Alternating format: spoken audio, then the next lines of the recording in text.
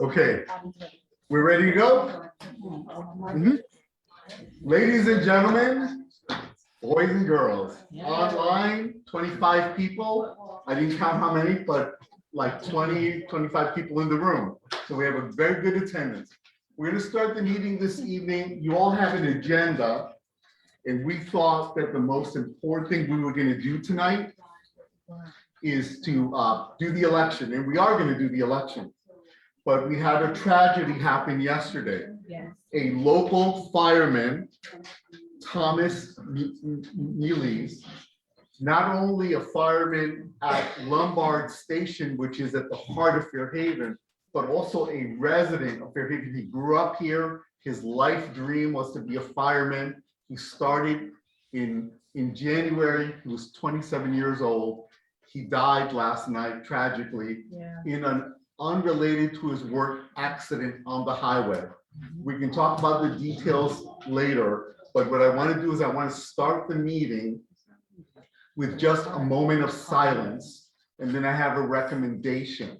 So just a moment of silence to remember Thomas Mealy, 27-year-old firefighter.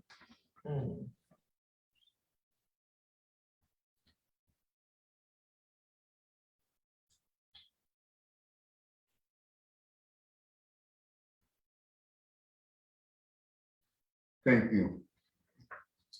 My recommendation is that we do something similar to what we did when Officer Curry was injured in the line of duty. I would like to ask the body that is present if it is okay on behalf of the management team that we send what we did last for the Officer Curry is we sent a fruit basket, something edible, something that could be shared by people that will be visiting the family. I'll make a motion. I'll make a motion for that. Would someone please second that? We have multiple seconds. Darlene Perez does Snow, multiple seconds. Basket cost. It costs, that fruit basket costs about $85. Okay. About $85. Okay, so do we have, I mean, we could go formally through this, but let's just jump to the chase. Is there anyone that would object online? Raise your hand here in the room. Would anyone object to us doing this? Are there any objections? I don't hear any objections. I don't see any objections. I'd like to just go ahead and say that we did this unanimously. Yeah. Okay. So I want you all to see the people who are online. So they're seeing you. Hold on 1 second. I want to get you gallery. Okay. So just so you can see, they can see you, you can see them. Okay. Okay. So if you can see yourself in this square, you can be seen. If you prefer not to be seen, just go to the side and you won't be seen. Okay, so we're going to start our formal agenda. First of all, thank you for agreeing on the flowers. We'll take care of that. So I want to start our meeting just with introductions. Going to ask everybody on Zoom to mute their mics. We're going to have a meeting call to order, a roll call of the board that will be done by our recording secretary. All right, Diane. Here. Darlene. Present. Abby. Here. Adam. Present. Lee. Present. And Christina. Present. Present. Okay. And then what I'd like to do is ask members of the body and new and old to introduce yourselves on the chat. And what I'm going to do is I'm going to put the chat up on here on the side. You'll see that already Michelle Lee Rodriguez wrote my deepest condolences and seconded. So if you would just introduce yourself, it is visible in the room here as you introduce yourselves. We're going to just remind people very quickly of the house rules. We're trying to stay focused, no fault problem solving.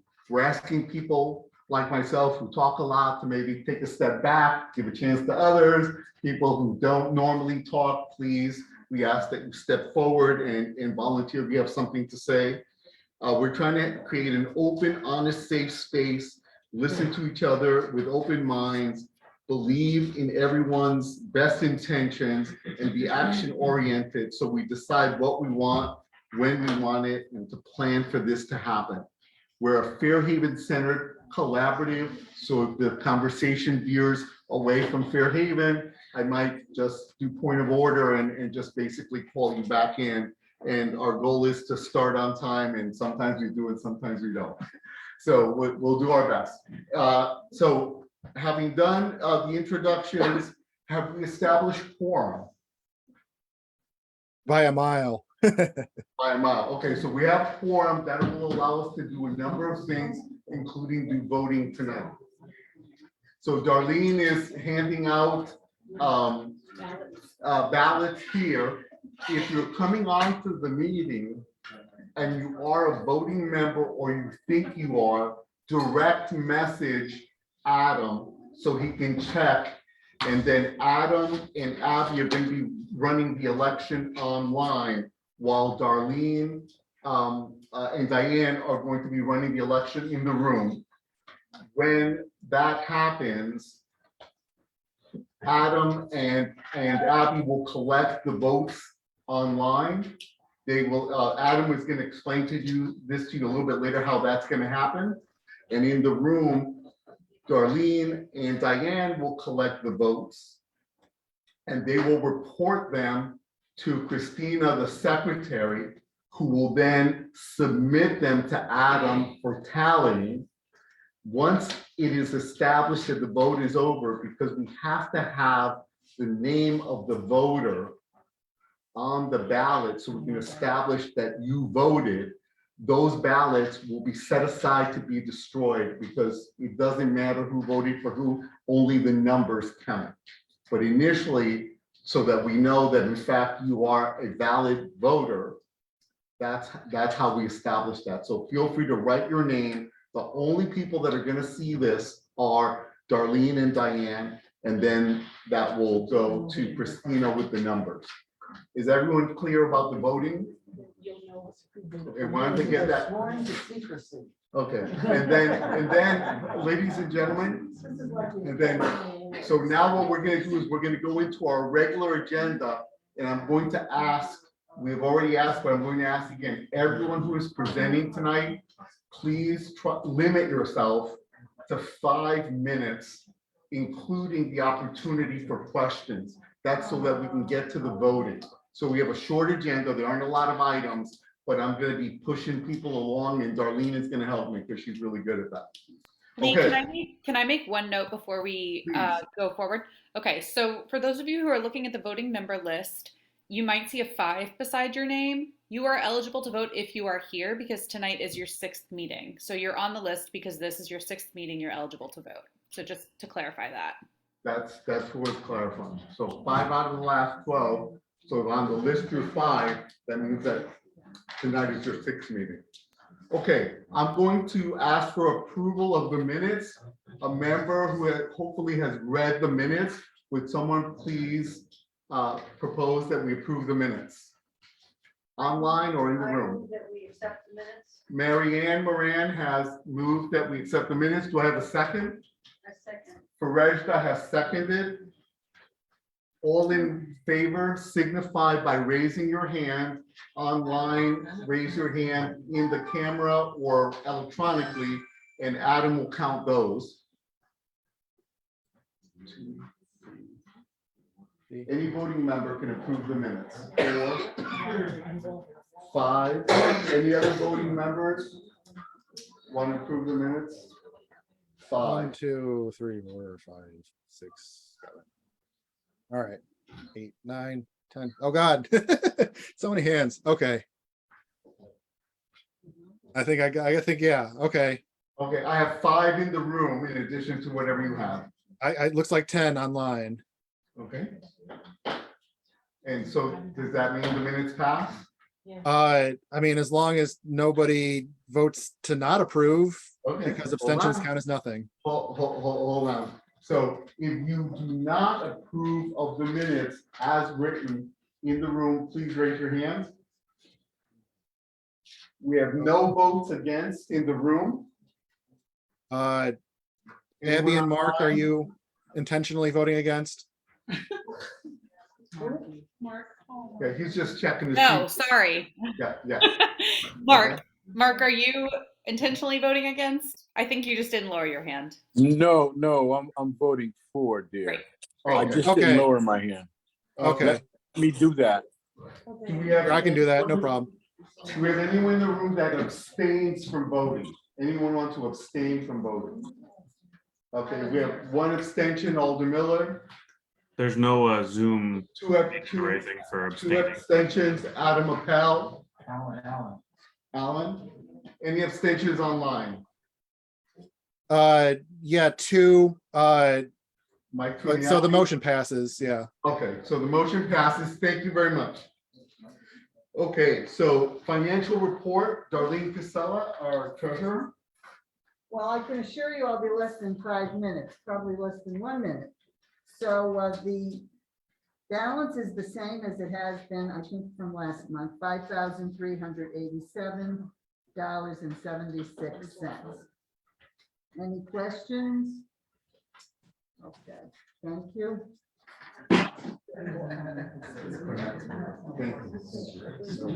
Okay. Report from the police department, Lieutenant Fumiati, he is online. Hi, everyone. Can you hear me okay? Great. So I'll gladly take Darlene's time. Thanks, Darlene. I have a number of things that I wanted to talk about here. There's probably about 7 or 8 of them, so I'll try to move through them quickly anyway.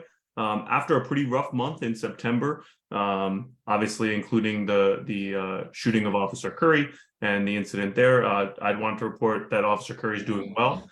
He still has some recovery ahead of him, but his spirits are very well, and he really appreciated all of the cards, the edible arrangement, and all of your kind words for him on his recovery. In addition to that, October was a great month in Fairhaven. We had, so looking at some of the data here for the month, we had 1 robbery, 1 aggravated assault, 4 burglaries, 10 motor vehicle thefts, which is trending down. We had a spike at the beginning of the month, and 1 firearm discharge. These statistics are fantastic in general. They're also fantastic for, especially after the month that we had in September. Officers have been out in the areas where some of these crimes have been occurring, and we've been able to deter some of those activities. Some of the officers that are doing that, we have 2 brand new officers, actually 3 brand new officers. Officer Gabrielle Curtis, who I most likely will bring next month. I'll probably bring these 3 officers, Officer Gabrielle Curtis, Officer Heriberto Rodriguez, and Officer Baltazar Rivera. We have assigned Rivera and Rodriguez to walk Grand Avenue together. They also patrol by vehicle when the call volume starts to pick up. But so they have been tasked with walking Grand Avenue, engaging with people out in Grand Avenue, talking to business owners. We will definitely be leaning on the new Compass program to help us with some of the issues in Fairhaven that the police can assist or have Compass assist with. So we're excited to have them. I'm going to do my best to try to keep them in Fairhaven as much as possible. I understand the rest of the city needs them, but we could use them as well. And Officer Rivera and Rodriguez, just some of the things that they're brand new police officers. So they're trying to figure out what it's like to be a police officer and what it's like to be a police officer in Fairhaven. So they've been tasked with a couple of different things from me. One of them is to conduct more proactive stops. What they, a couple of nights ago, they were on patrol in the area of Ferry and Exchange. They observe a vehicle that was an older model Honda Civic with darkly tinted windows and an expired temporary tag, one of those paper tags on the back. They conduct a motor vehicle stop. They determine that one of the operator of the vehicle has multiple warrants. As they remove him from the vehicle, they notice some crack cocaine bags on the ground in the car. They pull all 3 of the operators out of the vehicle. They detain them. And during the course of the investigation, they find over 330 bags of heroin, 20 plus bags of crack cocaine. And so the operator was arrested for that, and another individual in the car had warrants. And so they were excited about that. We're really happy to have those drugs off the street.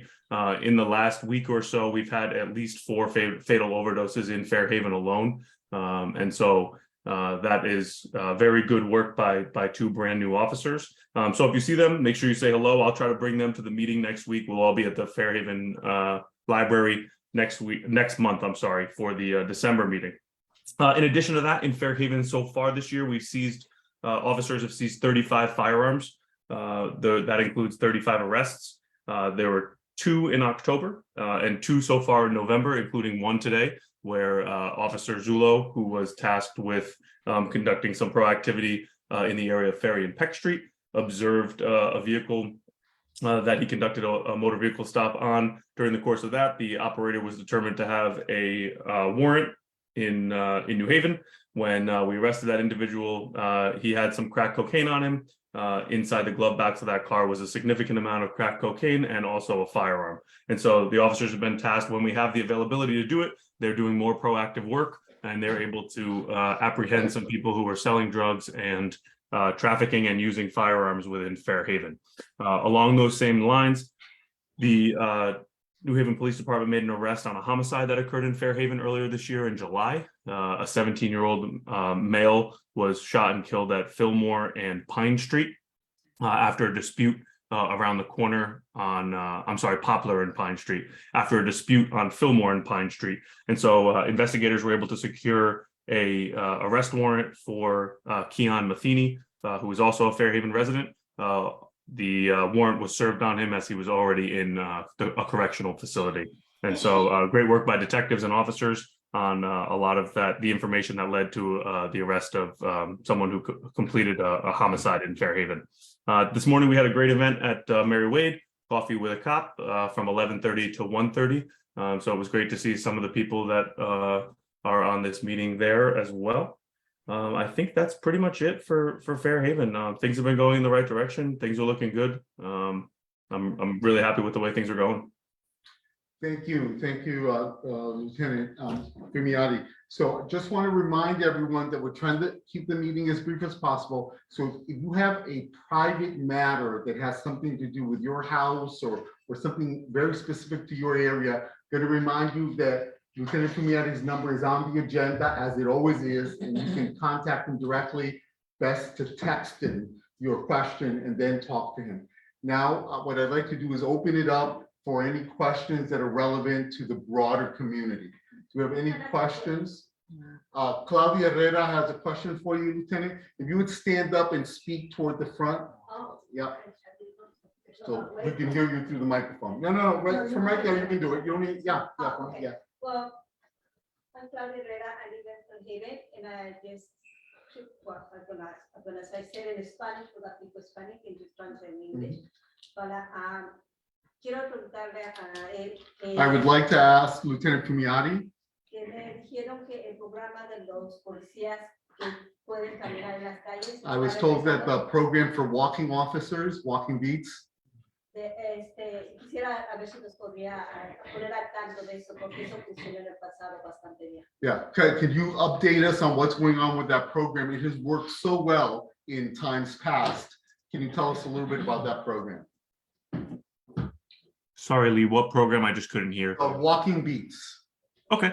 Yeah, so walking beats, generally the focus is I start with Grand Avenue just because that's the most frequently trafficked, heavily traveled area of Fairhaven. And so as we have the resources available to us, as we hire more police officers, we're able to then assign those officers to walking beats. And so Officer Rivera and Officer Rodriguez are tasked with that. When there are enough officers in Fairhaven, they'll walk Grand Avenue, specifically between Grand and East Pearl, all the way to Grand and Lloyd. And so they'll go back and forth between those. It's a lot of ground to cover for 2 people, but they spend time at Grand and Poplar, at Grand and Blatchley. So they're kind of getting their feet under them, no pun intended. as they're walking up and down Grand Avenue. The more officers we have, the more availability you have. We still have to fill when you see police cars driving around, we still have to fill those cars because there's a certain number required because the call volume in Fairhaven is so high. And so when we can fill those cars, then we can have the extra walking beat. I would love to have it where we just have all the officers walking, but unfortunately there are emergencies that happen where we need them to move from one side of the district to the other or one side of the city to the other quickly. So we're moving in the right direction where that's concerned. I try to get them at least out there a couple of nights a week when they're here.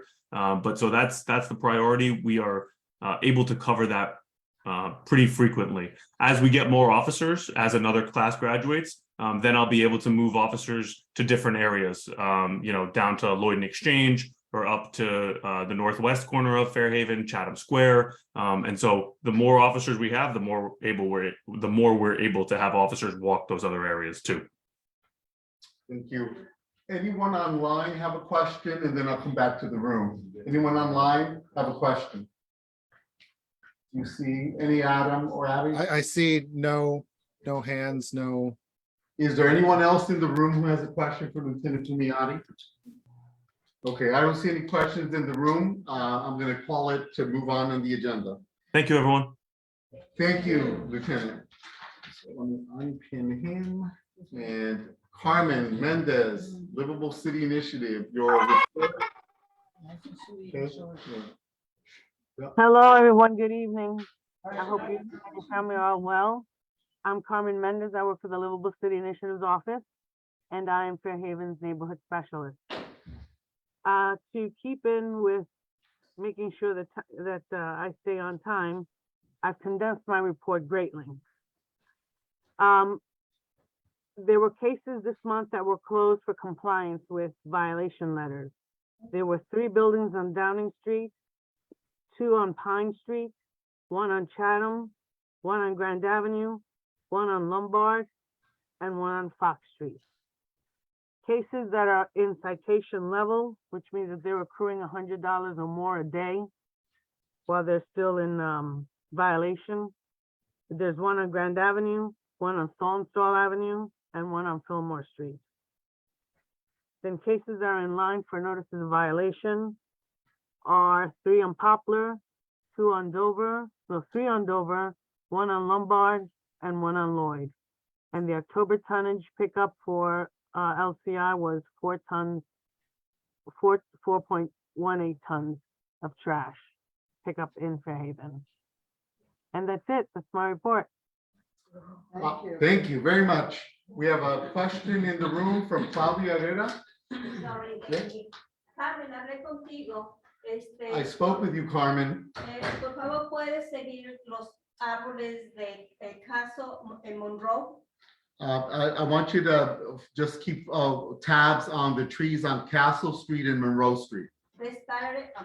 Los empezaron y no los cortaron, por favor, los They- dejaron ahí. They started trimming them and then they stopped. And I just, And then they stopped. you can Okay. follow up on that. Gracias, Carmen. Thank you, Carmen. Castle Any and questions Monroe. online? Anyone see any questions? If you see someone's hand raised up, say something.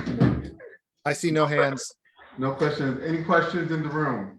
I- Question from Mary Ann Moran. Carmen, when you were talking about the Downing Street, can you say again what the problems were?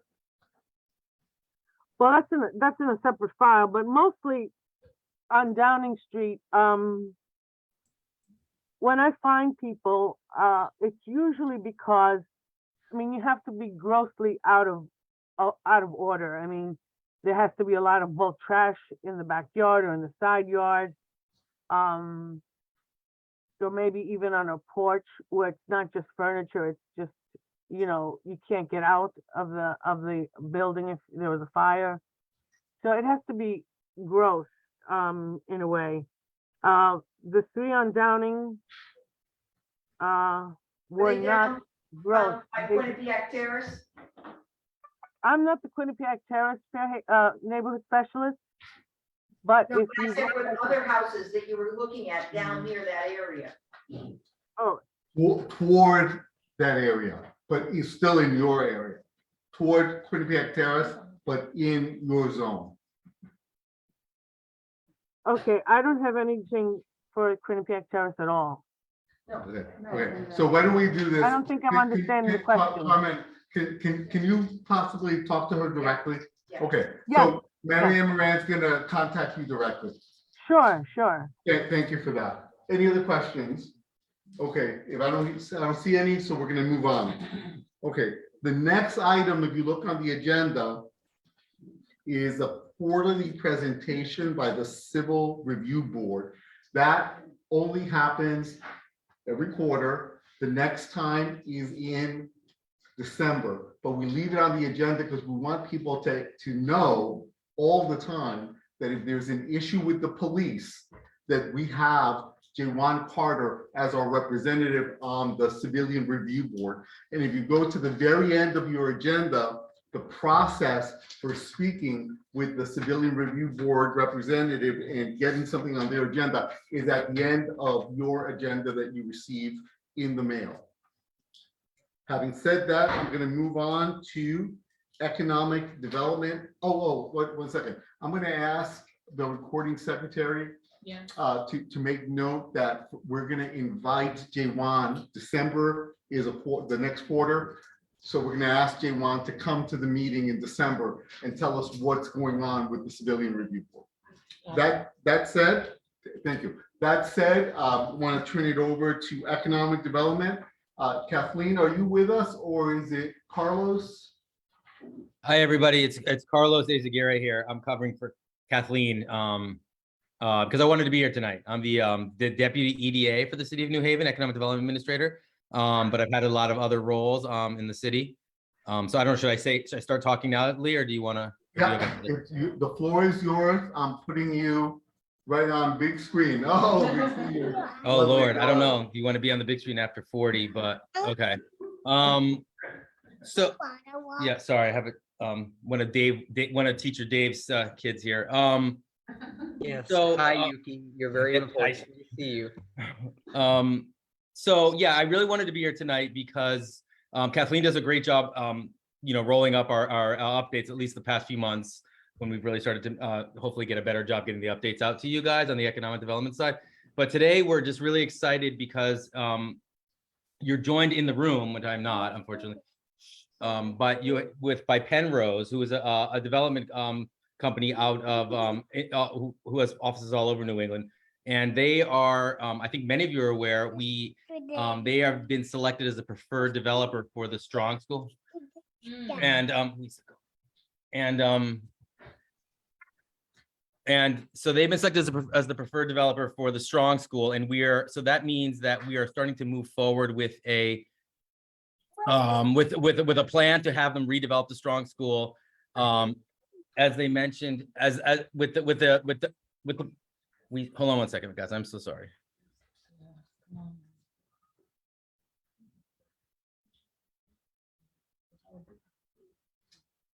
The joy of having a child meeting with you. I'm very familiar with that. So, okay, so many of you were at the meeting about a month and a half ago. We had two great proposals from Penrose and the Glendower Group, which is affiliated with the Housing Authority of New Haven. Both of them, the responses were very responsive. Both of the proposals were very responsive to what the community process, the two-year community process, visioning process laid out, which was, more affordable housing for Fairhaven and New Haven residents, more attention paid to arts and cultural spaces for residents of Fairhaven in particular. So again, we had a selection committee made up of community members and some city staffers, and it was a very hard decision, but we went with Penrose based really on their amazing track record, both throughout the state and in a lot of peer cities and towns, Meriden, Torrington, Hartford, and also their work with historic rehabilitation. So that's really the reason why I'm here. I think you'll hear more from Carmen. I don't know if Charlie is there. Alder Miller, Dave Ferresta, I don't know if I don't see Diane. I assume she's there. Was on the selection committee. Zecton. Mr. Hunter, David Hunter was on the selection committee, but many other residents who were not on the selection committee were really instrumental in sort of getting this vision up and running over the last 2 years. And I think that's what Penrose's vision is really responsive to. And we're gonna give a moment for Carmen to say something to the group.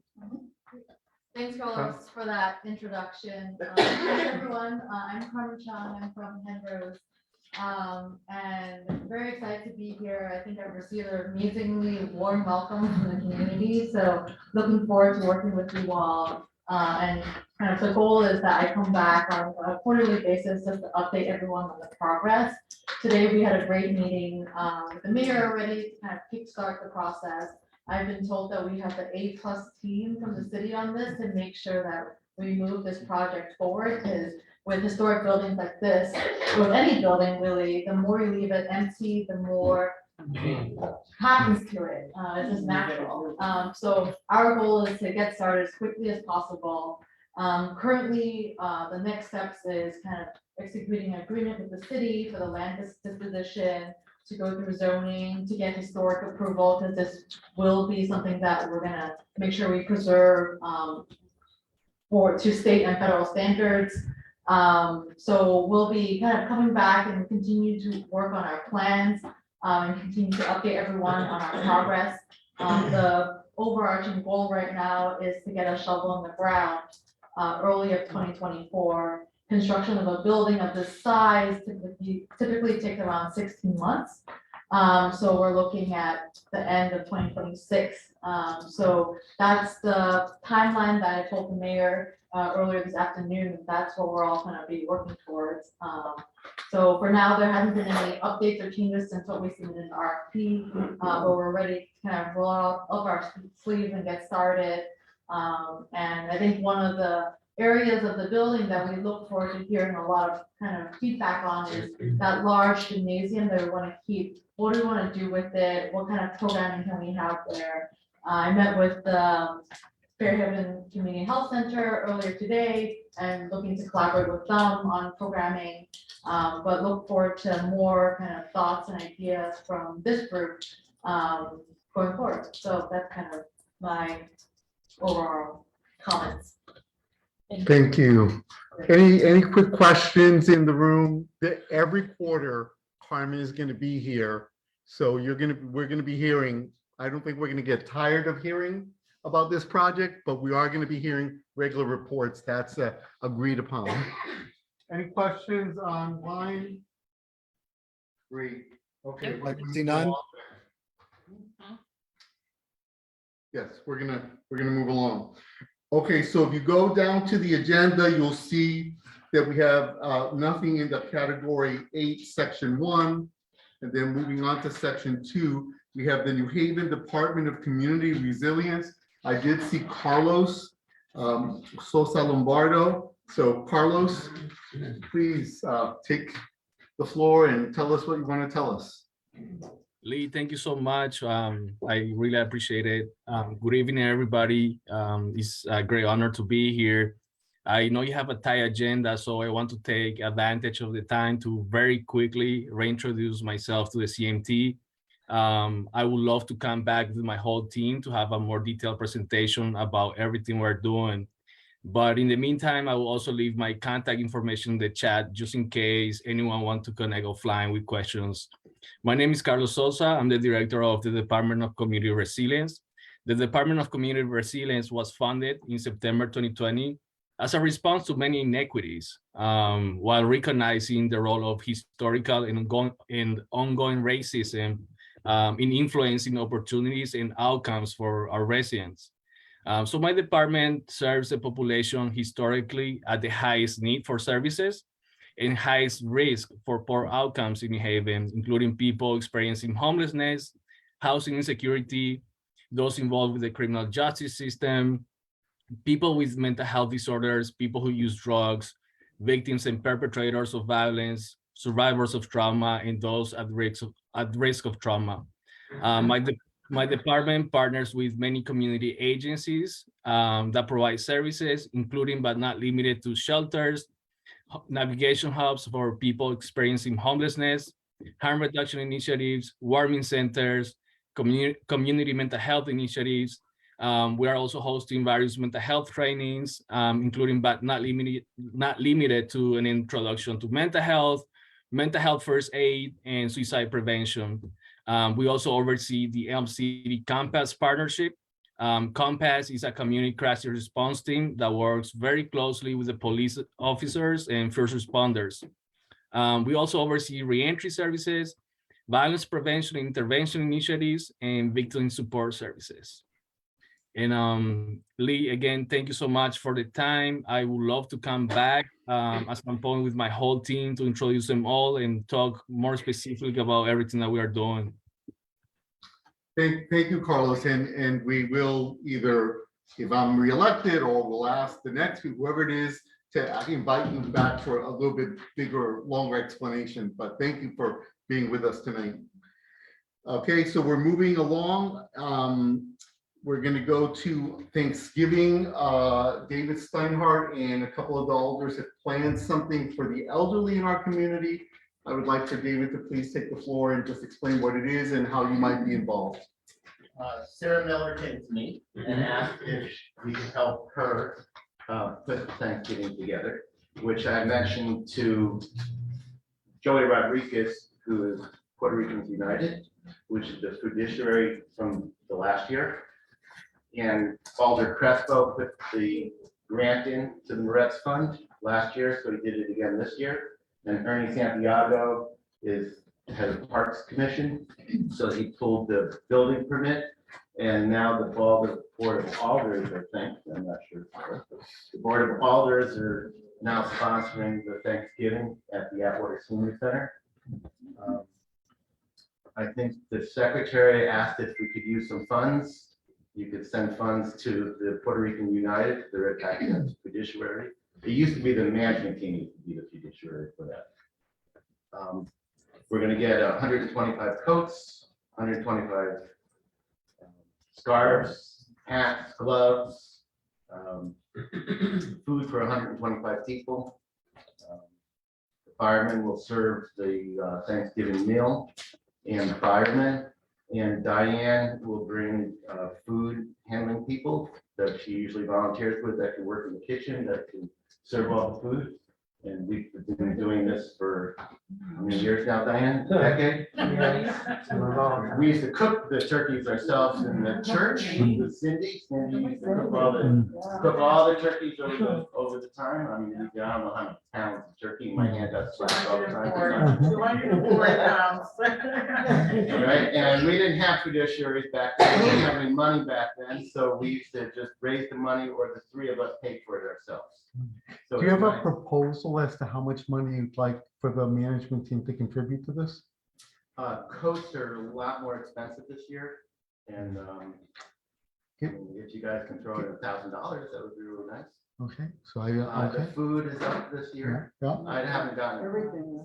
prices Everything. because Ernie and Crespo have been kind of taken care of. They've been over to the Atwater Center and they made a sign-in sheet because the grant fund requires keeping track of each senior and their Right. age and how long they've been living in the community. You know, it's a whole bunch of the grant that we had to take care of last year also.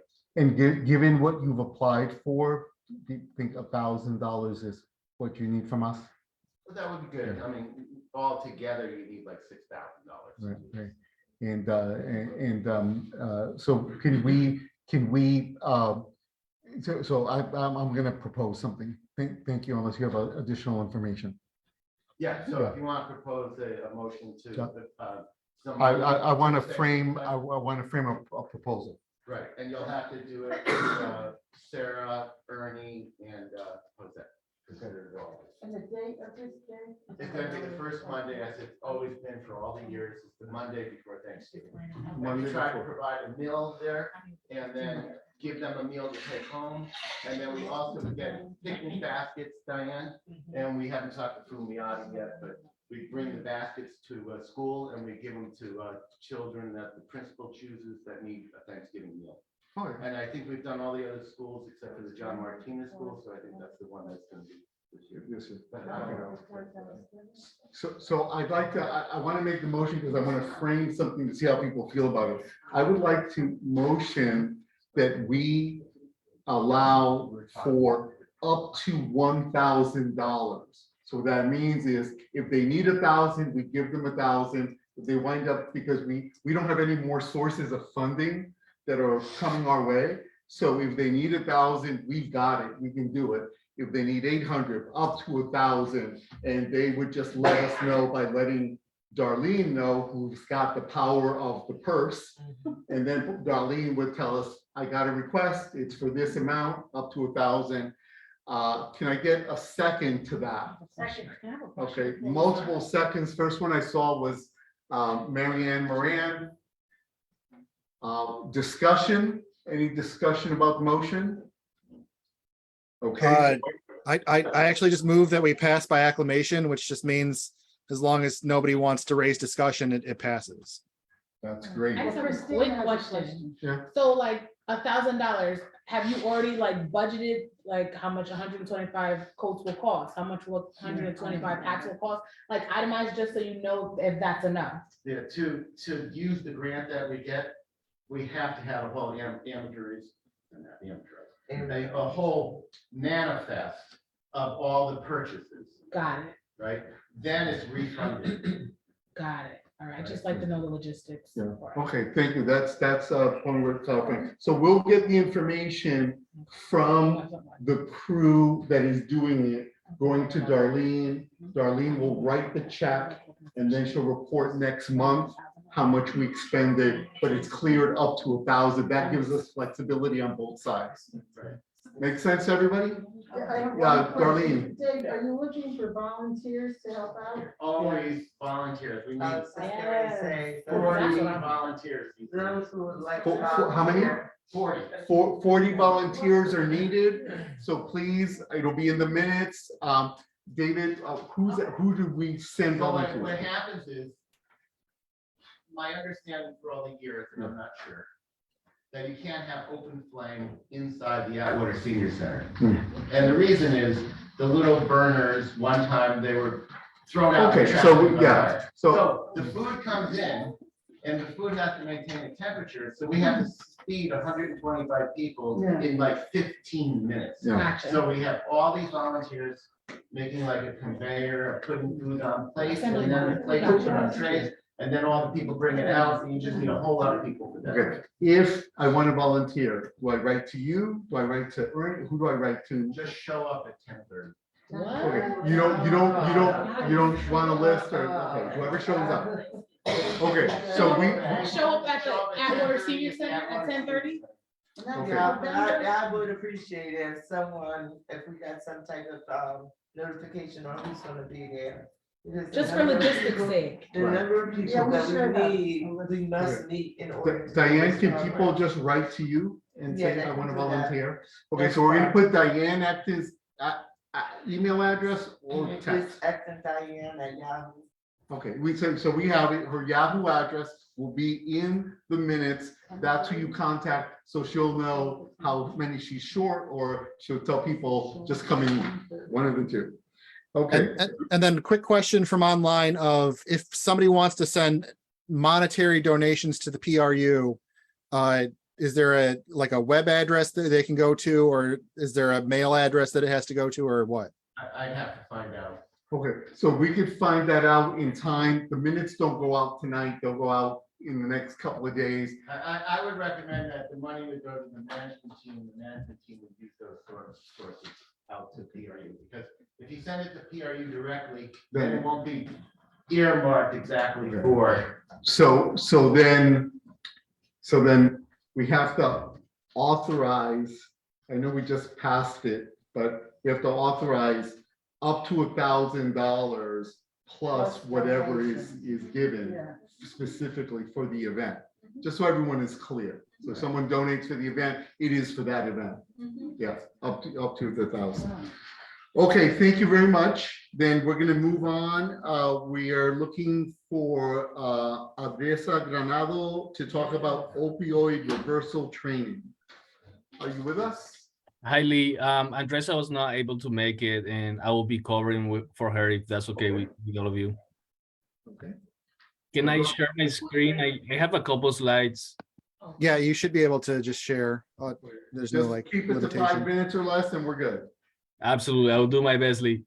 Okay. So as you are all aware, we are living on a opioid crisis right now. In 2021, 188 New Haven residents died of an opioid-related overdose. Between October 2021 to October 2022, 185 residents of the zip code 06513 visited the emergency department or emergency room for a suspected drug overdose. Meanwhile, 191 residents of the zip code 06513 died from a drug overdose. The ages range from 20 years old to 79 years old. We have male and females in the demographics of the people affected. And the major concerns are fentanyl contamination and psilocybin. The health department is proposing to do an overdose response training. Basically, this is a 30 minutes training offered virtually or in person. They will be teaching how to access and administer Naxolon, also known as Narcan. And some of the learning objectives are state and local overdose and substance use trends, fentanyl, the truth, myths, and how to test it, how to identify, prevent, and respond to an opioid overdose, and how to access and administer Naxolon, which is the opioid overdose reversal medication. People who participate in the training will receive a free overdose kit, 2 doses of Narcan, CPR mask, gloves, instructions to use it, and sanitizer. And I will finish this presentation by saying anyone can overdose and anyone can save a life. So if you want to take advantage of this training, reach out to Andresa Granado from the New Haven Health Department. I will leave her contact information on the chat. Thank you so much. Thank you, Carlos. I know that David Weinreb and I have both received the training. You can save someone's life if you know how to do this. It's like first aid. It's like mouth-to-mouth resuscitation, which doesn't get done anymore because that machine. You can save someone's life. Is there anyone in the room that has received this training? Wayne has and Liz has. Is there anyone online? Adam has. So the point is, several of us already have the training. They're willing to, Andresa is willing to come to the library at some agreed upon time. As was said, it's about a half an hour. If you're interested, Andresa's email address will appear in a moment. Carlos is putting that in, and then we're going to put it in the minutes. Claudia, question.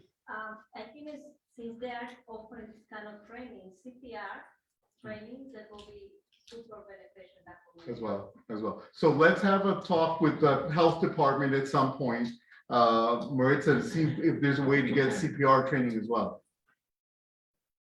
Did you hear that, Carlos?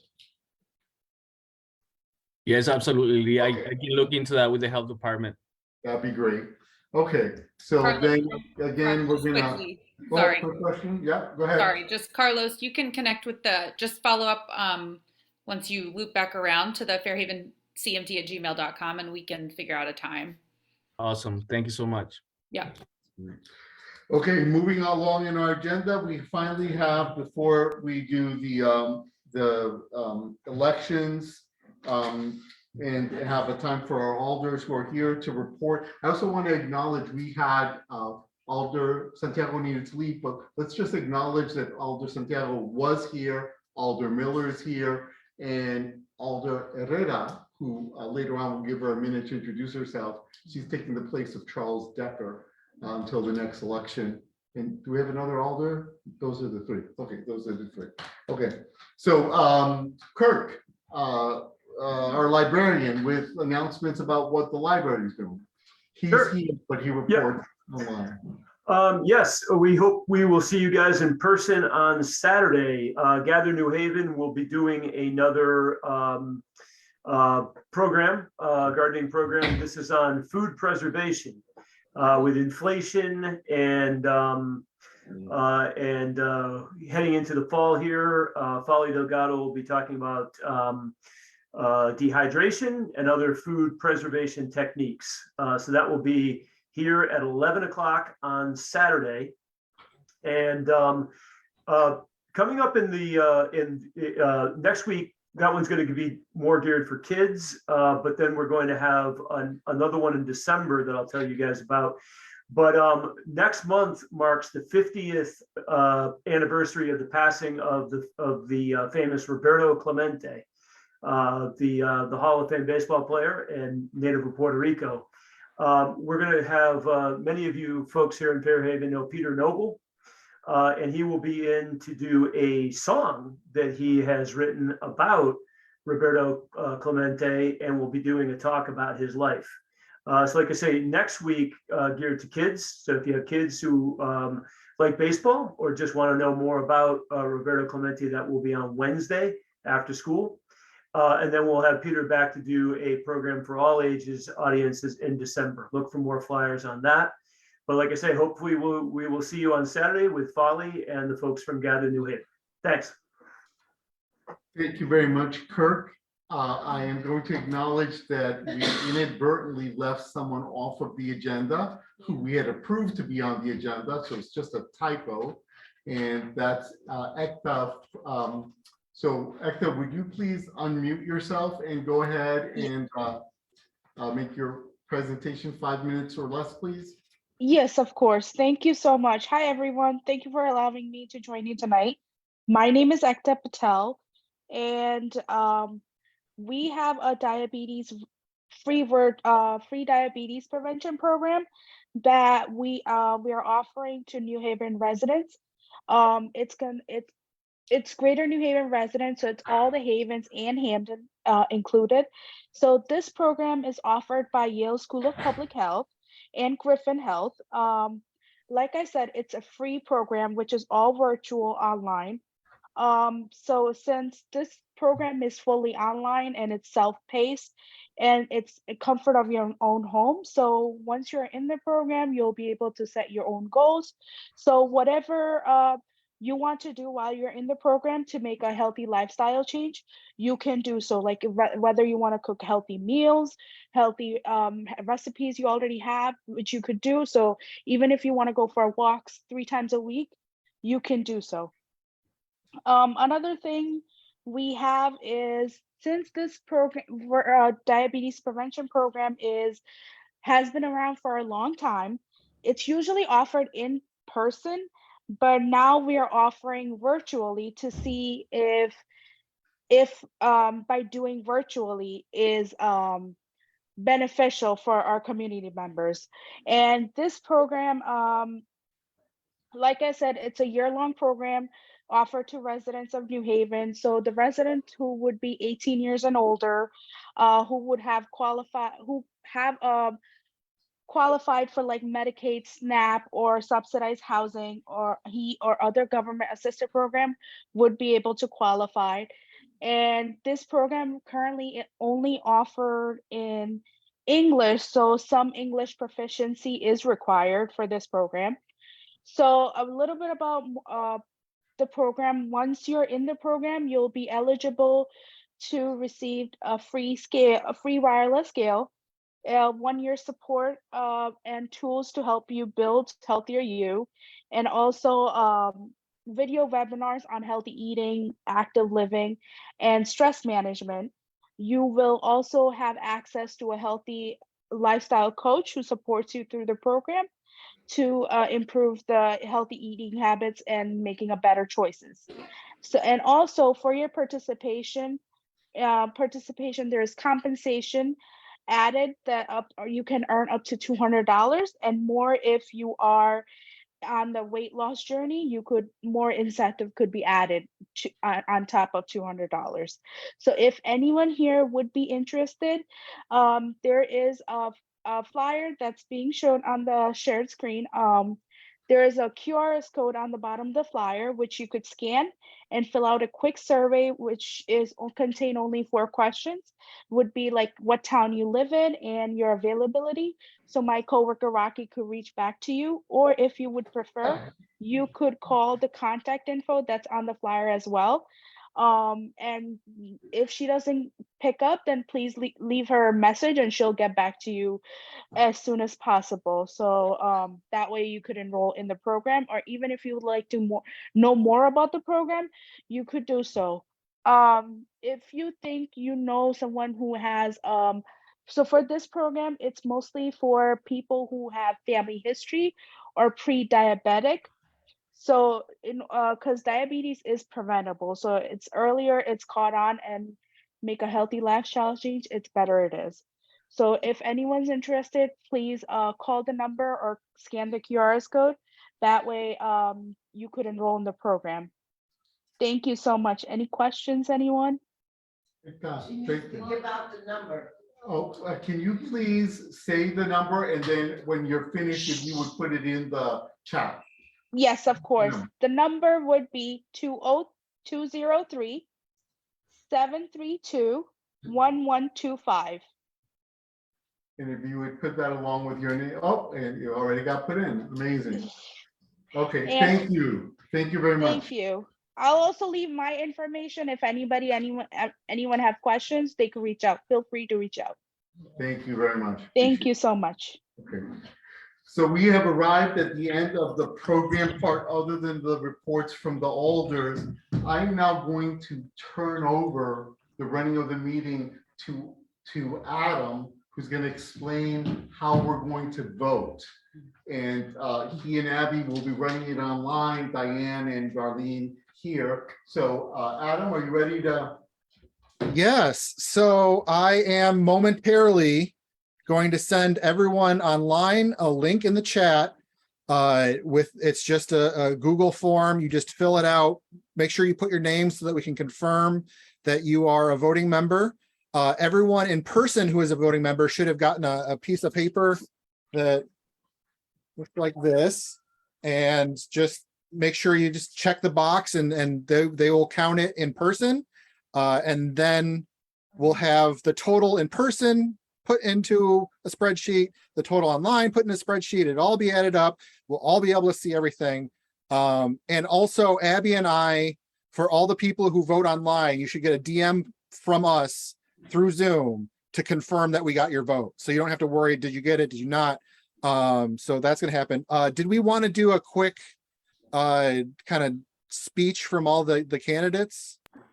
Yeah, in a minute. But just so y'all know, I am going to be looking and counting the votes alongside Adam. We both have access to the data, so everything will be confirmed, if that makes sense. Right. Yeah. No, I can't change things to make sure that I win, even though I'm currently running unopposed. But yes. Adam, while people are gathering their thoughts, there's a John Stallworth here. He asked that you please verify whether he's eligible to vote. John Stallworth. Looking at John Stallworth, only has 2 of the last 12 meetings, so no. That makes sense. So I mean that's that's why we were checking at the beginning. So okay, that's why we checked at the beginning. Okay, so how you tell us the order you want us to speak in? Who's going to speak first? Yeah, so I'm going to send out the link for the online people, because the in-person people already have their paper. You can read it. I encourage you to wait to fill it out until everyone gives their speech, but so you can read along and read the candidate names and everything. The link has just gone into the chat. And so I feel like we should just do it in the order in which it's there. So the first is the co-chairs, and our first candidate would be Lee Cruz.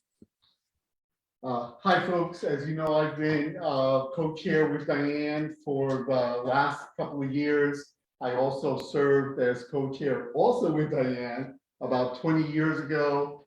Resident of Fairhaven, love this community, committed to it. You've seen how I operate at every other meeting, and I can only promise you that I'll improve. I'll try to improve from what I've done, and I would welcome your vote. Thank you very much. And we are also going to allow time for voting members or regular members to speak their support or to voice worries about the candidates.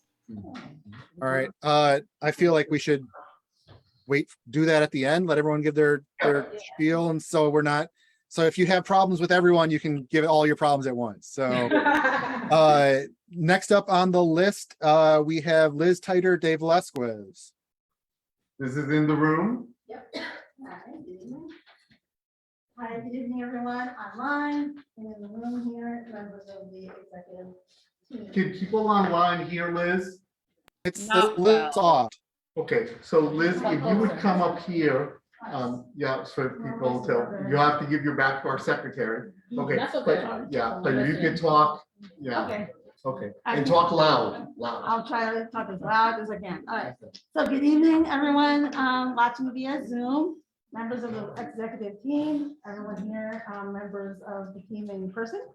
My name is Liz Titer de Velasquez. I live at 75 Woolsey Street, and I am running for co-chair of the Fairhaven Community Management Team. I am excited as well as eagerly looking forward to serving our beloved Fairhaven community, respecting past leadership while moving forward into the future. I am confident that my strong organizational and interpersonal skills, adeptness, creativity, as well as imperative analytical skills will further solidify our shared core values as established by the Fairhaven Community Management Team. I have presided over meetings throughout my professional career in addition to facilitating training workshops. Prior to being laid off subsequent to the COVID-19 pandemic in September 2020, my most recent experience exercising these skills and much more were over the course of 3.5 years at Girl Scouts of Connecticut's North Haven site. In addition, my infinite passion to fight for equitable healthcare and socioeconomic solutions challenges immigrants face, gender equality, cultural identity preservation, as well as civil rights injustices through civic engagement alongside my fellow neighbors and community activists drives me to be the change I wish to see in our neighborhood, city, and beyond. Prior to residing in Fairhaven, I lived in Fairhaven Heights for 12 years on Judith Terrace before taking a giant leap and relocating to Guatemala from 2009 until 2016 to be with my husband. 2 years after relocating to Connecticut with our daughter, I moved back to Fairhaven in April 2018. My daughter attended Quinnipiac School from third grade through 5th grade and is now a 7th grader at Eason's.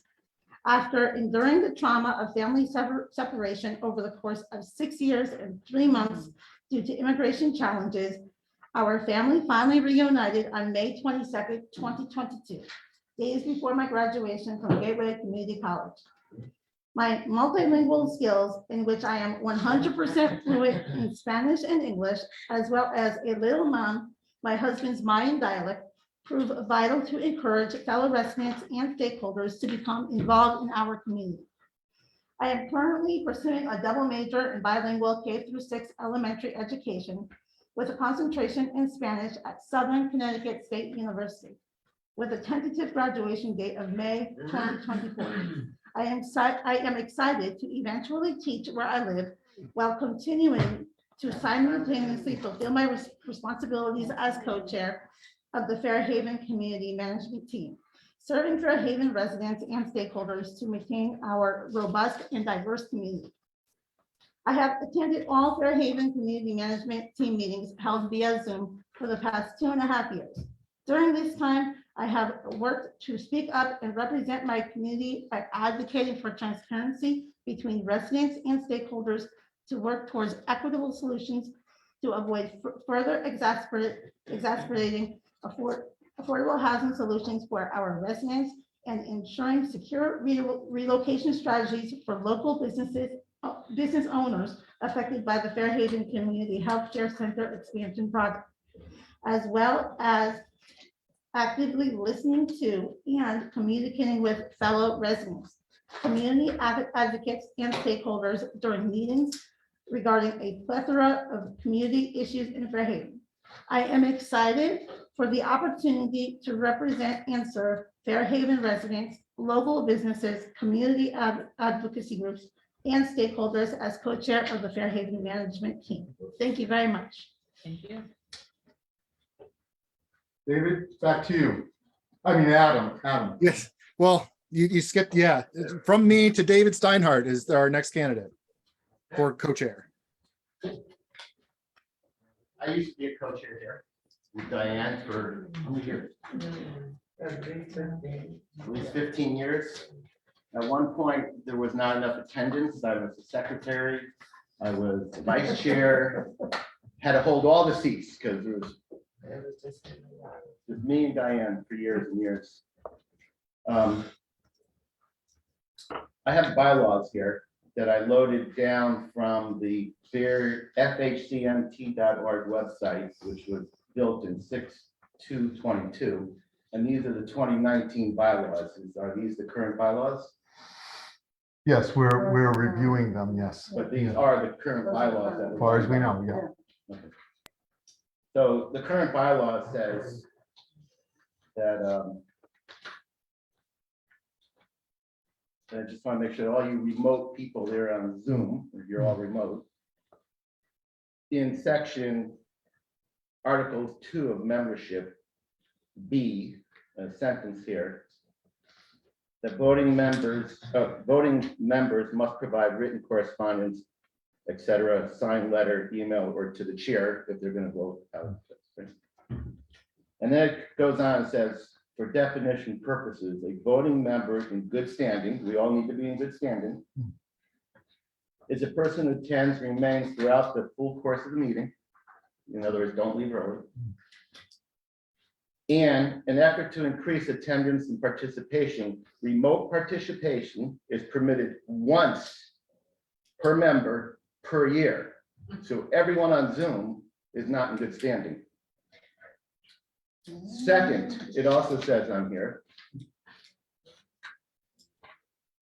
a Fairhaven community management team will elect annually by paper ballot from among its members, not digital ballot. So people in this room can vote because they have a paper ballot. I would like to make a motion that we suspend this vote until everyone who's remote can attend 5 meetings here and then have the election.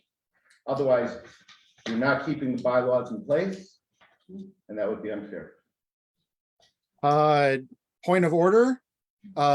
If that fact is true, if we're gonna go based on that logic, none of the current board is. Wait. David, stop. None of the current board had been elected, so we have no board in order to pass any of these motions. What do you mean none of the board was elected? Our prior election was entirely conducted online. So if that statement is true, that voting online does not count, then nobody was ever elected for the last year. That's Are we ready to move forward with discussion, or do we still need to answer to antics? Okay, so as the person chairing the meeting, I'm going to just add information if that's okay, Adam. So we have been having discussions about this in the executive committee for several months. And one of the issues has been equity around people being able to attend and feel safe from their health perspective. We agreed that we would be as flexible as possible.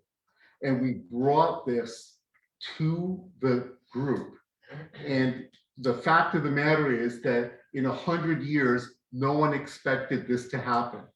So I would propose to you that our options tonight, given that last time we voted online and this time, we're proposing hybrid to move forward, that one of two things happen. We either agree with what David has brought to our attention now at this late moment, as opposed to earlier. And not only David, nobody brought this to our attention that they felt so strongly about this, that's one. Or we have enough voting members here tonight. We can first have a vote to suspend that portion of the bylaws, which we in fact have talked about before, in order to be able to have a process that respects the fact that it is unsafe for some people to actually show up tonight. So those are our options. We either agree with David and we respect the letter of the law, that's one option, or the other option is we are the body, they are our bylaws, and we vote tonight by majority to suspend that portion. Having said that, I will now take questions or points of order regarding this. Diane, I see your hand first. Yes, my hand is up. We did absolutely discuss the fact of having the folks that was not able to come to the meeting and be on hybrid because they didn't know how to use the system, that they would be able to vote. However, to make a final decision right now saying that all of the members that are here are the same members that everybody works with, except for a few of us on the other side of their eight. So I think that would be unfair, but I can't say not to do it because we still have that open, number one. And number two, the other issue is that even though we are doing that, my other issue has always been is the membership and how that's kept. Now, I personally asked for a copy of the membership and I was told there was none. Okay, and then all of a sudden one appears. So. Hold on. I would like to. Let's let Diane finish. No, so then when it finally did appear, it appeared with just the name on it. So my question was then, how can you get this information to the management team if you have no phone number and no email? Okay. That is my problem. And the thing is that I've said all along, is that we have to be able to verify everything. At the point right now, there's only two people that have that information, and that's Abby and Adam. Duh, we have a board for a reason. So those are the things that I have an issue with. Okay, so that's Diane's statement. Could we get some clarification? Because I think it was Abby was going to speak about clarity about what it was meant when we said that the list wasn't available. What was that? Can you say? I see David. Yeah, I just wanted to clear that up quickly. We send lists of voting members out in all of our correspondence. They are always linked. So the list of voting members is always kept up to date. What we don't have and are unable to provide is a list of contact information for all voting members, simply because we have not authorized from people who are voting members. They have not given their permission for us to distribute that information. Well, how can they not do Okay, that? no, this is not going to be a debate. I'm running the meeting. This is not going to be a debate. Let's just, you're going to get your turn again, Diane. You're going to get your turn again. Yeah, go ahead. Okay, so I'm going to give David the floor because he wanted to speak. Is there anyone online that wants to speak? Okay, so David Weinreb has expressed a desire to speak. And Sally Esposito as well. And I would also like to speak on the candidate. David, Sally, we're not going to speak about candidates. We're on the issue of process right now, but we will come back around. Let me just say this. While I'm doing this, David's going to speak now. I would ask Adam, can you, if you don't know it right now, total number of voting members, the universe that we have, and the total number of people who are here tonight that are able to vote in person or online. If you could get me those numbers. 42 voting members, 31 have showed up tonight. Yeah. And so I want to make an argument for something, but I'm gonna defer first to get everybody. So David, you want to say something?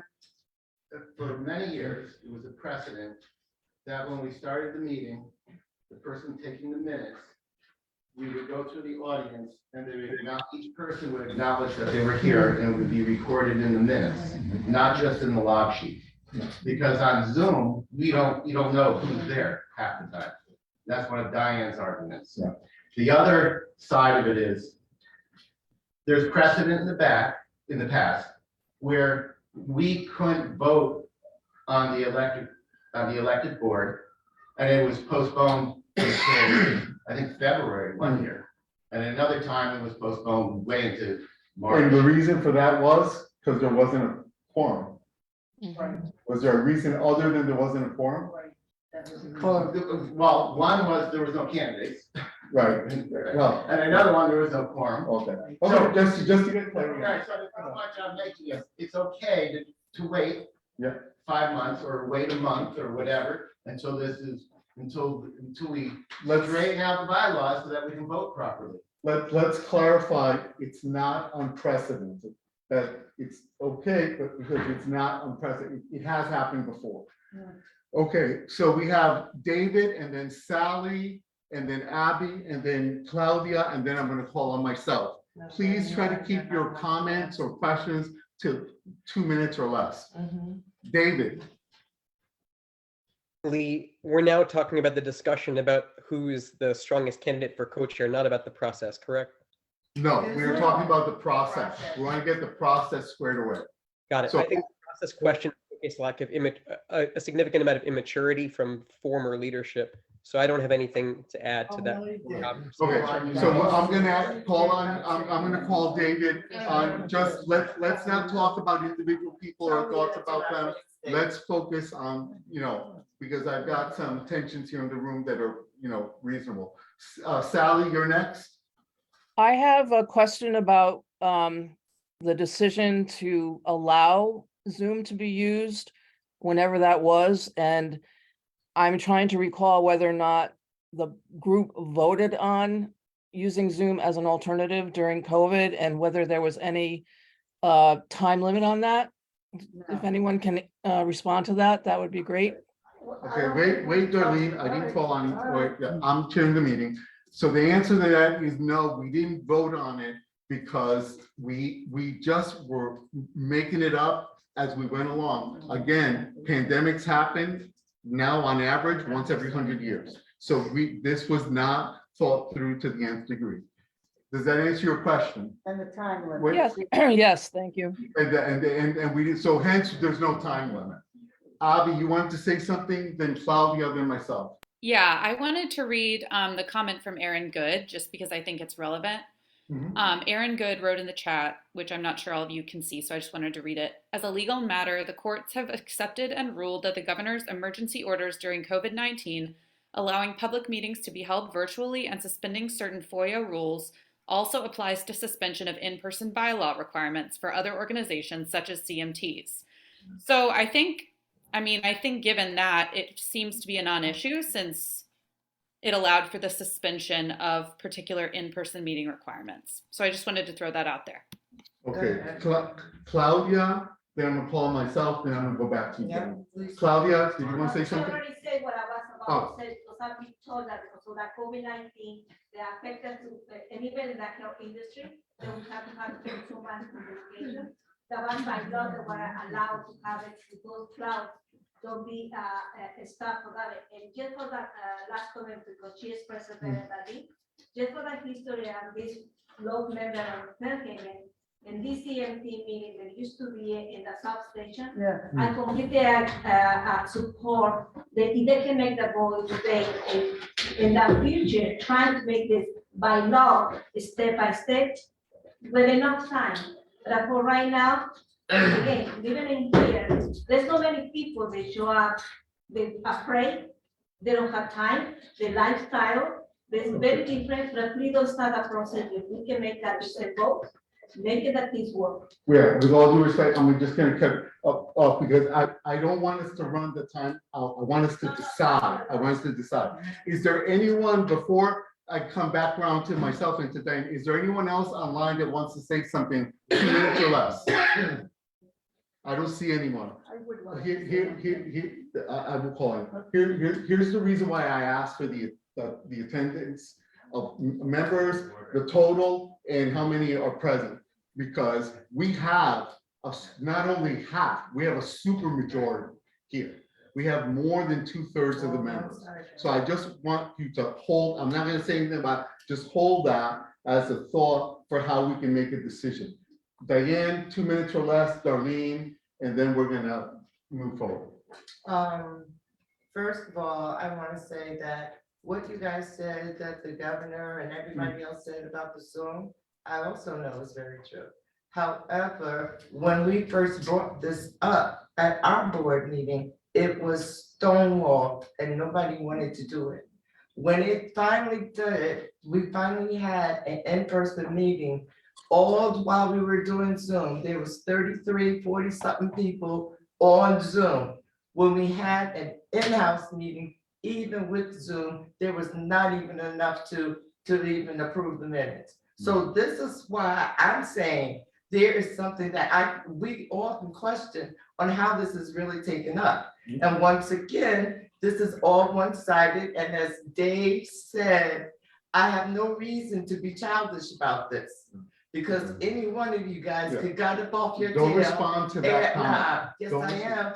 You can be appointed to the board. You didn't do that, so you have no right to say what you said, David. Okay, we're No. just gonna not have a back and forth on that. David, please, 2 minutes or less. 30 seconds. I'd like to make the point that this is not a city organization, it's a private organization. I took out the papers for the, to make it a nonprofit. I don't know if you filed, and if you haven't, you're not a nonprofit anymore. Yeah. And there's a big question with the safety committee, Jerry Antunes, if this is sponsored by the city or not. And you're not. So going back to whoever the person was speaking on Zoom, that we have to follow the rules. We don't. We go by our bylaws. And I So, say. thank you, David. You made the point. Darlene. Just one thing, a couple of things Dave said resonated with me. One, that we haven't taken attendance, which we used to do. So with all due respect to everybody, we have no idea when the people on Zoom came in and if they stayed for the whole meeting or stayed 5 minutes. And so when you have all these people who say I've attended more than 5 meetings, at least we can see who's here, but we really can't, we don't know everyone. When There's people somebody- drop out, the number goes down. Somebody dropped out or their faces are blacked out, like I see a couple there, we don't even see their faces. So that concerns me, because I don't think anyone is willfully being dishonest, but it gives the impression, we know who's here, we don't know who's there. That's all. We have 42 people who are legally, not legally, they are allowed to vote. 31 of them are here. That's a super majority. Let's vote on whether or not we suspend the election with the majority ruling. And then if we decide, whatever we decide from that vote, then we move forward. Okay? So could you guys please listen up, folks, because we got less than half an My hour. argument is that they can't vote on that. Yeah. Because. My argument is that you're not running this meeting, David. I gave you a chance to speak. You said your point. We have a super majority, and all that I'm asking for is for vote. If you disagree and you're a voting member, vote against this, and let's see where we are. Okay, so the question is, shall we proceed with the vote tonight, violating our bylaws in the interest of moving forward, or no? So yes means let's go ahead tonight. Okay, and here we can have a show of hands. You can decide whatever it is, including to abstain from voting. Okay, so David, if you would please take a count, you're counting there. David? I'm sorry, why you keep calling David? I'm sorry, Adam. Yes. Okay? And Abby, can you confirm that? And then in this room, if you think that, so we're gonna do yes, no, right? If you think that we should go ahead and have the election tonight, please raise your hand. Okay, we have 1, 2, 3, 4, 5, 6, 7. Okay, put your hands down. Is there anyone that wants to change their yes vote? Okay, we have 7 in the room. You guys count there while you're counting. If you do not want us to move forward, and there'll be an opportunity to abstain as well. If you do not want us to move forward with a vote tonight, please raise your hand. 1, 2, 3, 4, 5. So in the room, it's 7 yes, 5 no. If you want to abstain from this vote, which is your right, please raise your hand now. Abstain. I have 0 abstentions in the room. Can you please first right. report what you got online separate from us? As I say, does anyone want to abstain online? Give me a hand up. Yep, Yeah, I always Mark, abstain. okay. Who abstained? I'm sorry. Mike Fumiati abstained. Mark Okay. Oliver, is that a yes or is that just a I was hand to say, up? Mark, I couldn't tell if you just wanted to talk. You kind of had your hand up for the full. Yeah, I had my hand up for a while, but nobody said anything about my hand, so I'm probably out of order at this point with my statement. But I was going to say that we didn't have to have a debate. You Mark, can Mark, with all due respect, I'm sorry we didn't see you, but we're not going to be able to vote if the answer is yes, and that's not the way we should decide things. Is your vote yes or no, and we'll just respect it. I'm sorry, Mark. Sorry we I didn't don't know catch whether you. wait a minute, let me hold on a second. Are you telling me that I can vote toward this vote or I cannot vote toward this vote? Yes, you can. Yes. Yes. Okay, my vote is that we should have taken a nomination to suspend the rules. We could have just simply done that. But I say that we do vote tonight. Okay, so that's a yes. Can we get a total? Because I'm confused now about what's happening remotely. Yeah, no, so I'm gonna ask them, so that was a yes. Give us a count for the people online and then add the people from the room, please. Yes. So the yays online, I have 11 and in person 7 for a total of 18. The nays online 0, in person 5 for a total of 5 and 1 abstention. Okay. So the motion would pass. So the motion is passed. The total online that voted, the total voting online. 11. Total voted online is 11. 11. No, 12 technically, because there was 1 abstain. Oh, 12. Yes, and 1 abstention, sorry. 12 would be so. So what happened to all the voters that were there? There was 32, you said. So is there anyone who, yes, we should count. Is there anyone who's refusing to vote yes, no, or abstention? Ask that online. Anyone refusing to vote? Yes, no, abstention, just so that we can come to our total number. Is there anyone that refused to vote? That you just don't want to participate in? All right. Is Go in anyone this room. choosing not to vote online? I'm only been choosing not to vote for you. I'm sorry. It's possible that I mean, the people just abstained, or because Fairhaven Community Healthcare, for example, you are a voting member. Livable City Initiative, you are a voting member. The library, you are a voting member. Mary Wade Home, you are a voting member. So if you didn't vote for your organization, it's possible that the totals don't equal the quorum. That's why. So they chose not to vote. That's their choice. So the totals are, again? 18 in favor, 5 against, 1 abstention. Adam, did you count Drew, who just put his vote in the chat? Yes. Great. Okay. Oh, sorry, no, 19 in favor. 19 in favor. Okay. 19 remotely? No, correct. No, 19 total. Okay, so we are going to make this list available. We're not going to write it down now, but we're going to make this list available.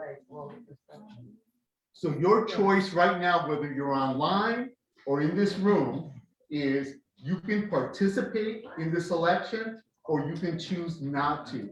But the majority have spoken and we're having the election tonight. Now, David has spoken Liz has spoken and I have spoken. The only person running for vice chair, go ahead, Adam, go through the list. Oh, yes. So we've gone through the co-chair. In the interest of time, I am I'm running for vice chair. I'm currently running unopposed. I do all the technical stuff, right? Vice chair doesn't actually have any responsibilities under the bylaws, but I handle all of the attendance and online and Zoom and stuff like that, specific to questions that people had tonight. If you ever have a concern about attendance or anything like that, I am fully available to reach out to you. If you're worried about people being on Zoom for certain amounts of time and not for the full meeting, I have reports of the exact number of minutes that you spent on the Zoom call. So if you ever want to discuss these things, I'm here for that. And that I'll cede my, I'm done talking. Yeah. Okay, so again, in the interest of time, Abby, or go ahead and go through the list. I was going to say, I'm going to go to treasurer next. Treasurer, we have two candidates. Let's start with Darlene Casella. Okay, after this fiery meeting. Yeah. Yeah, please. I have little to say, but I've been a Fairhaven resident for 30 plus years. Many of you know me. For those of you who don't, I wanted to introduce that. I've been the treasurer here for 3 years, and in the past life, way back when we met at the Fairhaven Police Substation, I was treasurer and on the executive on the board as well. So a lot has changed since those days when we had a small meeting, we have a large meeting. Tonight, a very controversial meeting, but I am happy being on the board and being treasurer. I'd like to be reelected. I see you've nominated someone else who I don't know, but I hope you will vote for me so I can continue on in this capacity. Thank you. Thank you, Darlene. I did have my vote here, I think. Oh, might I'm be at the sorry. bottom. No. Do I steal it from Yeah, you? I okay, thought I so then, could someone briefly read Gina's statement for? There you go. Yeah, thank you. Yes, this is Dave Weiner. Gina Toppins appointed me as her proxy, and I have her statement, which I'm ready to read. I also am going to share a picture of her so that way you can see who we're talking about. Gina Toppins had some serious surgery yesterday, and so she's not able to be here tonight, which is why I am reading this nomination on her behalf. I would like to express my interest in being considered for the treasurer position within the Fairhaven Community Management Team. This position will provide me with an opportunity to make a contribution to a community I care about, while also utilizing my extensive administrative and financial skills. During my lifetime, I've lived in 6 states and 17 cities and towns. Out of all the communities, Fairhaven is the most proactive. Even though I've been a Fairhaven resident for 17 and a half months, I've participated in the following Fairhaven activities and look forward to continue being active if selected as treasurer. For the Grand Cafe Action, I collected petition signatures, submitted written testimony, and attended nightly demonstrations. Chatham Place and Mary Wade, I volunteer at events. Fairhaven Community Management Team, I've attended every meeting since September of 2021. Atwater Street Lighting, I spearheaded the improvement of lighting from Grafton to Grand. As the former manager of aviation community relations for the heliports and LaGuardia, Teterboro, Newark, and JFK International Airports at the Port Authority of New York and New Jersey, the financial responsibilities associated with the position involve creating and managing innovative external relation programs for Queens and New Jersey residents and passengers. In every position I've held, from Director of Communications for the Pittsburgh Foundation to an independent communications and marketing consultant, I was able to develop cost-effective methods such as examining alternative options and issuing proposals and requests for quote that consistently reduced operating costs. Additional responsibilities require the review and approval of supplier invoices and the preparation and administration of legal agreements.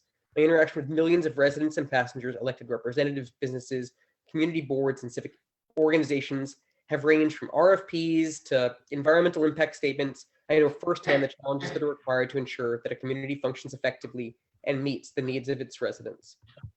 And David, could you just quickly tell us why is she not here tonight? I said it at the top, and I'm happy to say it again. Oh, you said, okay, sorry, okay, we're good. No, okay, let's move on then to very quickly to Abby. If you have something you need to say, no one's running against you, so. No, I'm happy to be serving this capacity. If you ever have any concerns, let me know. Yeah, my name's Abby. I live on Perkins Street in Fairhaven. I love our neighborhood and feel Honored and happy to be your email master. I'm the one who writes all your emails that you see. That's all. Christina? I'm Christina Griffin, so I'm technically not officially elected yet since I came on once Lisa resigned. So I've been here since about July. I've been in charge of taking care of the minutes. That's what you see every month. I am a teacher, so being organized is one of my strong suits. So I'll be more than happy to continue what I'm doing. Great. Okay, so it's always an option to refuse to vote. And we do need to have, participation, in order for people to vote. We have a quorum. So the people who get the majority of votes are the people who are going to win. So with that said, everyone in the room has their vote. Please hand it to Darlene. I would like to, shouldn't we have a little discussion of candidates before we vote? I'm a little bit concerned that there's no way that can work well. And it's 15 minutes of 8, they're gonna kick us out. Understood. Okay, fine to proceed. So I think people have strong feelings and they're gonna come out in the votes, okay? So if you guys could run the online. Right, so online, you should be getting DMs from me as your votes come in. And I'm kind of just messaging them as I see them, and they're coming in quick, so give me a second if it takes a second. If you vote and you're not actually a voting member, I'm also messaging that to you as well. And I am also watching these come in as Adam is in real time. It's okay that by choice, Diane is choosing not to participate. That's okay, we respect that. I would like for at least one other person to just go stand behind Darlene. She's doing it correctly and just. No, that's not how that's going. So will you go and verify? She's coming over here. Oh, I'm sorry. I apologize. I didn't know that. I apologize.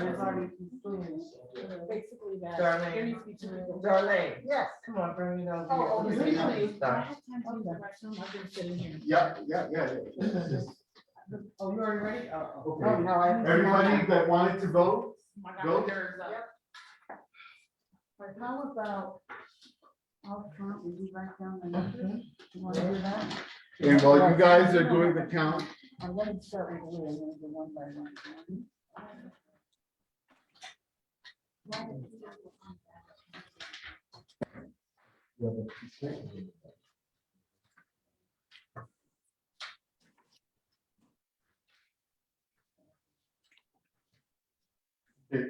while we're having the votes counted, we do have 2 alders in the room, and we're gonna run very close. We do have a newly appointed alder, and so, elected, I'm sorry, Claudia. So I just wanted to introduce herself, so that we don't miss. Yeah. Mucho gusto, soy Claudia Herrera. Yo vivo en la área de Tepebe. Soy dueña de casa por 20 años.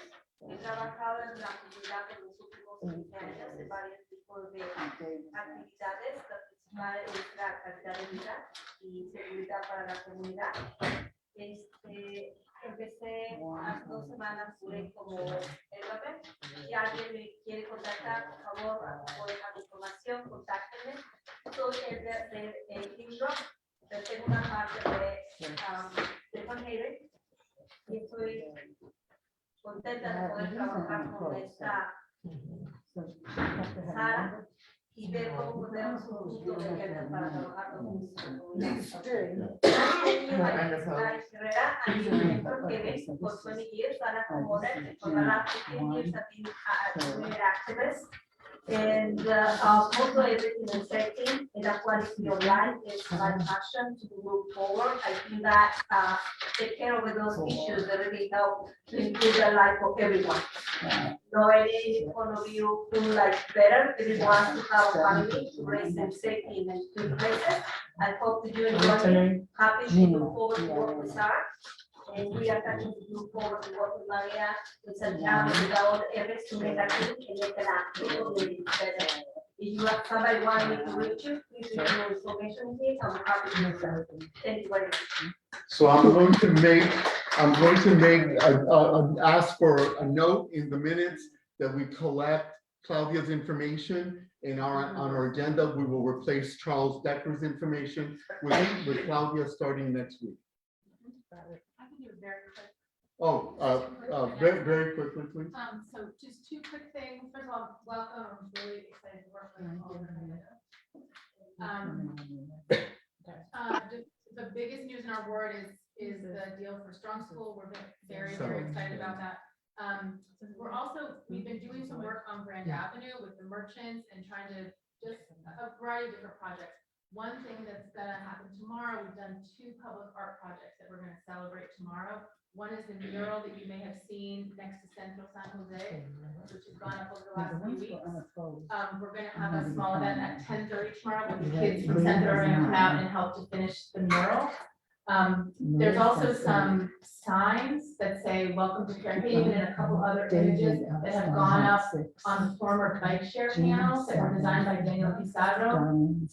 And they're very interesting graphically. They kind of speak to the immigrant history of the neighborhood. And they bring together a lot of symbols that reflect different parts of the neighborhood. So there's 4 of them. And tomorrow we're gonna do the event at Centro, then we're gonna go across the street and install the one in front of Spain School with some of the kids. The art was also kind of designed with some of the kids at school. So if anybody's free tomorrow morning at 10:30, come, there'll be a nice event celebrating, art on Grand Avenue and collaboration between all these different groups. The other really important thing is we have an election on Tuesday. Election on Tuesday. If you don't know where you're gonna vote, if you have any questions about voting, I can answer them. We also have a lot of information out on my website, which is Ward 14 and /vote. You can look up your district, you can look up where to vote, you can check your voter registration status. Our power as a neighborhood is determined in part by how many people show up to vote.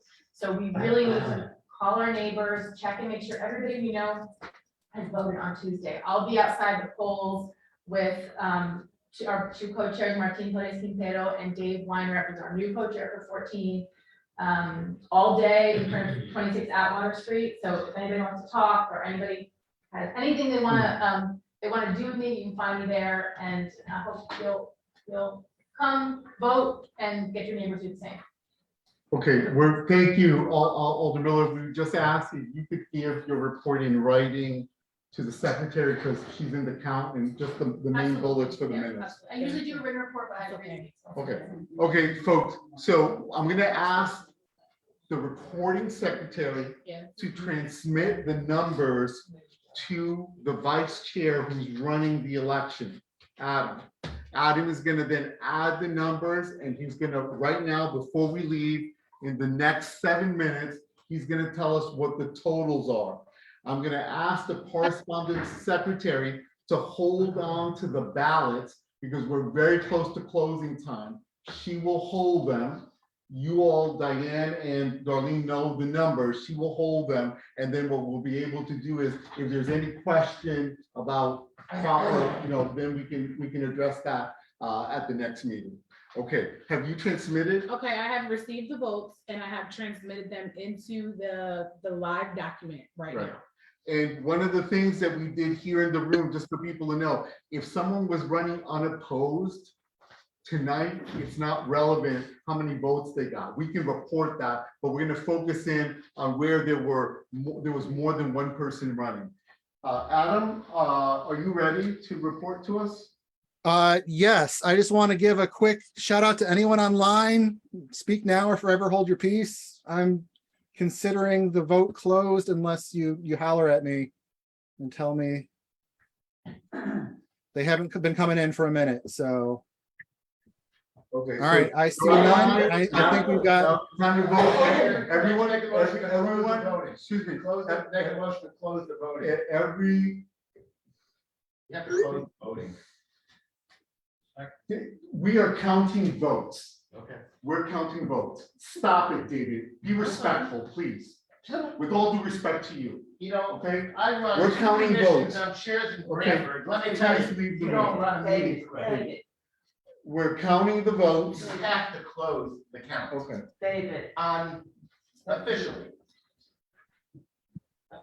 Take it up to Sarah, City you know Hall. that also. Okay, so, okay, has everyone that wants to vote, everyone who wanted to vote in the room has voted? Has Yes. everyone online voted who wants to vote? We need to close I'm out. getting no notes about missing votes and nothing's coming in through the thing. So I'm confident to report our For totals. David's request, close it. I That's second all. that we close the vote, Vote yeah. is now closed. Okay, so David asked that for that, someone seconded it? Yeah, so 1 second. Yes. Yep. Yes, Abby, because Adam, you're running. Okay, is there anyone that opposes us closing the vote? Anyone online? Okay, the vote is closed. Count the votes. All right, votes are tallied. So do you want, so we don't have the in-person totals for the unopposed members, but I'm Yeah, we assuming. decided not to waste time since we're. at Right. 4 minutes. All right, so the vote totals for co-chair, Lee Cruz, 28, Liz Titer de Velasquez, 28, David Steinhardt, 6. The vote totals for treasurer, Darlene Casala, 10, Gina Toppins, 23. And that's it, right? Because there's no other, all the others are unopposed. And all the other are unopposed and, yeah. Okay, I'm gonna ask Adam, excuse me, ladies and gentlemen, we're still in meeting. I'm gonna ask Adam to hold that Google spreadsheet. I'm gonna ask the secretary to hold the votes so that if there's any question, but these are the finals, they will be reported. May I have a motion to close the meeting? So moved. So, Mary Ann moved it, seconded by Sarajda. We don't need to vote on it. Thank you for getting us out before 8 o'clock. Appreciate you all. And next meeting, Diane is running the meeting. So you have the choice of. Okay. All right, thank you everyone for that. That was a little nutty. So we'll catch you next month. And again, if anyone ever has concerns, questions about attendance, the website, you want to add something, you don't see something, anything like that, you can reach out to the Fairhaven CMT@gmail.com, and all of that will come to me. None of this is secret at all. The only thing I do is make it in a more accessible format. So that's the only transposition that I do. So I look forward to seeing you next month. Thank you very much. At some point, I think you can connect. Thank you, everyone, and congratulations to the new board. And we'll see you next month. Bye.